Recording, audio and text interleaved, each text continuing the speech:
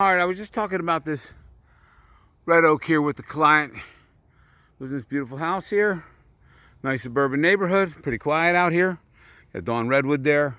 So let's go over some initial observations on this oak. First of all, you can see that twisted grain is going up the trunk. Generally, that's not a real good sign of a.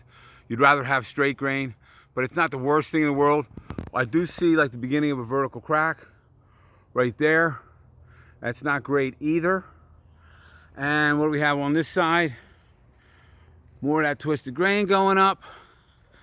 And we got a few old cuts. That one looks pretty old right there. Looks like it could be hollow in there. That's probably worth doing an inspection on. And then a couple more cuts right over top, which are not great to have them right over top of this cut here. That decay could link up there, and it just makes it harder for the tree to move fluid around this side of the tree up into the canopy, which is how a tree, of course, makes its living, by getting water up to those leaves. So, as far as the structural strength of the tree, I like these buttress roots right here. Do you see that big fat root coming out of there? And it's got a little damage there, but that's probably still pretty well grounded there. And this buttress root over here, nice healthy buttress roots. We got maybe some included some girdling roots here. See that root there? There might be some girdling roots kind of putting a little bit of pressure and creating a little defect there, a little retardation in the growth of the trunk there. But we do have these two big buttress roots, and they are on the opposite side of the tree from the house, which is good. So it's unlike the whole tree will fall over. Now, let's look at the canopy of the tree. On this side, we've got the Dawn redwood there. There's almost nothing going out towards the redwood.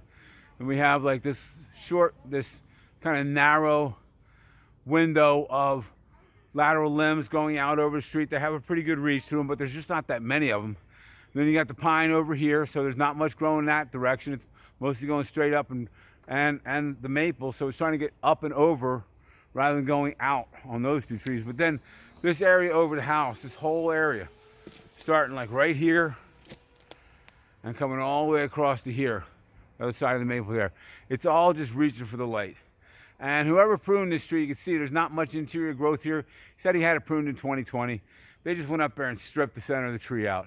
Not a good idea at all. Really bad idea for the tree.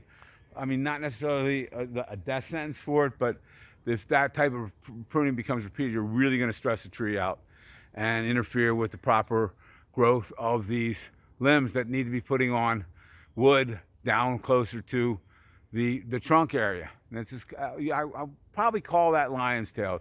If not lion's tail, it's close enough. It's in the same ballpark as lion's tail. But anyhow, the way to prune this tree is just to come in here with the bucket truck, 75 footer, and just start taking a little weight off all these branches. See, and depending on how big and heavy they are. See that first branch there? Just go out there to those tips and make 3 or 4 cuts, 2.5 inches, inch and a half, whatever. Next branch out there, it divides into 2. You can even take that whole lower piece of it off. Let me show you what I'm thinking.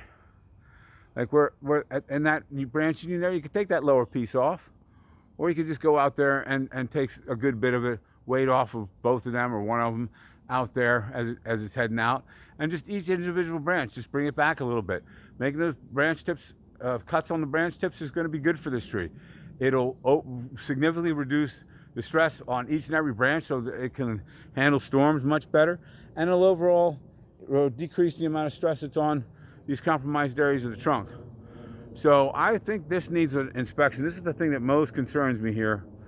Yeah, if that's a big hollow in there, you know, this tree might be better off coming down. But anyhow, that's my thoughts. And I like sharing these thoughts with the customer. He was very happy to hear this sort of thing. And I'm wondering if you like me hearing these things from me as well. So let me know in the comments, and thanks for watching. Have a great day.